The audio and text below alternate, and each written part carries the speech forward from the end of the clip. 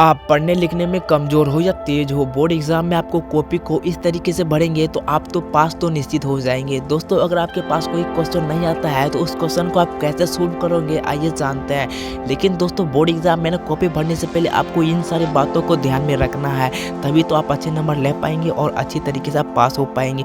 तो देखिए, board exam में ना कॉपी भरते वक्त आपको एक टाइम दिया जाता है, तो उस टाइम को ध्यान में रखते हुए आपको क्वेश्चन को भरना है। तो देखिए, अगर आपके पास कोई क्वेश्चन नहीं आता है तो उस क्वेश्चन को आपको साइड में रख देना है। जो क्वेश्चन आपको आता है सबसे पहले आपको उन्हीं क्वेश्चन को भरना है और अच्छे हैंडराइटिंग के साथ भरेंगे। वहाँ पे आपको ज़्यादा कटकुट नहीं करना है। अगर आप ज़्यादा कटकुट कर देते हैं तो आपको नंबर नहीं मिलेंगे। ठीक है, आपको वहाँ पे फ्रेश से लिखना है और आपको अच्छी तरीके से उस क्वेश्चन को भरना है। हम बात करते हैं, अगर आपको क्वेश्चन को नहीं आता है तो किस तरीके से भरेंगे। तो देखिए मेरे भाई, आपको वहाँ पे टाइम सीमित दिया गया है। जिन क्वेश्चन आपको आता है सबसे पहले उस क्वेश्चन को अच्छे वर्ड्स के साथ, अच्छी हैंडराइटिंग के साथ वहाँ आपको भर लीजिए। ज़्यादा कटकुट करेंगे तो आपको नंबर नहीं मिलेंगे। वहाँ पे आपको नंबर तो मिलेंगे बट कम सब मिलेंगे, इसलिए आपको वहाँ पे अच्छे से लिखना पड़ेगा क्वेश्चन में। इसका प्रैक्टिस आप पहले से ही कर लीजिए बोर्ड एग्जाम देने से पहले। अब बात करते हैं कि जिन क्वेश्चन आपको नहीं आता है तो उन क्वेश्चनों को कैसे सोल्व करें। तो देखिए, सबसे पहले आपको उस क्वेश्चन को ध्यान लगाना है कि वो क्वेश्चन कौन सा है। तो उस क्वेश्चन से रिलेटेड जितने भी वर्ड्स आपको याद आते हैं, जितने भी आपको उस शब्दों याद आते हैं, उसी क्वेश्चन से रिलेटेड उन शब्दों को आपको लिखना है। देखिए, नहीं लिखने से अच्छा है कि कुछ लिख देते हैं। अगर वो क्वेश्चन वैसे छोड़ देंगे तो आपको कोई भी नंबर नहीं मिलेगा। लेकिन उन क्वेश्चन से रिलेटेड वर्ड, शब्द जो भी आपको याद आए, अगर उन्हें लिख देते हैं तो आपको, जैसे कि वो 5 नंबर का है क्वेश्चन, तो मान लेते हैं, तो वहाँ पे आपको 2 नंबर 3 नंबर जो भी नंबर दे दे, हो सकता है 5 में 5 नंबर ही दे दे, मुझे नहीं पता। लेकिन नहीं लिखने से अच्छा है कि वहाँ आपको लिख देना है।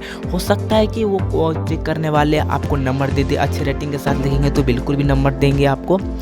तो ये ध्यान में रखना है कि नहीं लिखने से अच्छा है कि आपको वहाँ पे कुछ लिख देना है। तो ऐसा नहीं कि आपको कुछ ऐसा वर्ड लिख देना है जिनसे आपको बिल्कुल भी नंबर न दे, नहीं, वो क्वेश्चन से रिलेटेड वर्ड सब लिखना है। ठीक है, और आपको अच्छी तरीके से लिखना है। आपको वहाँ पे ऐसा शब्द नहीं लिखना है कोई जैसे इमोशनल शब्द हो गया कि जैसे मैं गरीब विद्यार्थी हूँ, मुझे पास कर दीजिए, नहीं तो मैं ये कर लूँगा, सुसाइड कर लूँगा। ये सारी वर्ड्स आपको बिल्कुल भी नहीं करना है, नहीं तो आपको वहाँ पास होने के बजाय फेल हो जाएंगे। आपको एक ऐसे वर्ड शब्द नहीं लिखना है जिनसे उनको बुरा लगे, कुछ ख़राब लगे। ठीक है, तो ऐसे वर्ड सब आपको नहीं लिखना है, वहाँ पर कटकुट नहीं करना, अच्छी तरीके से लिखना है। और दोस्तों, मैं आपको बता देता हूँ कि बोर्ड एग्ज़ाम देने से पहले आपको अच्छी तरीके से अपने प्रैक्टिस कर लीजिए लिखने की, तभी आप अच्छे से, आप हर साल में कितना भी पढ़े हो ये मायने नहीं रखता, बोर्ड एग्ज़ाम की कॉपी में कितना लिख के आए हो यही मायने रखता है। तो मैं आपका छोटा भाई, बस समझ लीजिए कि मैं एक आपको टिप्स बता रहा हूँ, क्योंकि इन सारे फॉलो को मैंने बताया हूँ। अगर आपको कोई क्वेश्चन गलत हो जाता है तो आपको वहाँ पे ज़्यादा कट नहीं करेंगे, बस एक छोटा सा लेकिन मार दीजिए। ठीक है, जिनसे उनको पता चल जाए कि ये कट है, आगे से सही है, तो ज़्यादा घस घुस नहीं करेंगे।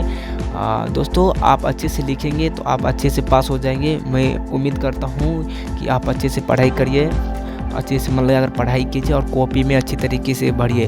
हर साल का मेहनत कोई काम नहीं आता है, 2 घंटा का मेहनत बहुत ज़्यादा काम आता है। 2 घंटा के अंदर आपको वहाँ पे ऐसा वर्ड्स, ऐसी चीज़, क्वेश्चन को ऐसे सोल्व करोगे जिनसे आप पास हो जाओगे।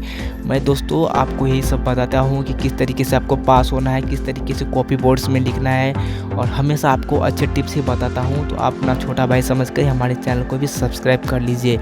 और हम दोस्तों मिलते हैं अगले वीडियोज़ में, तब तक के लिए बाय बाय।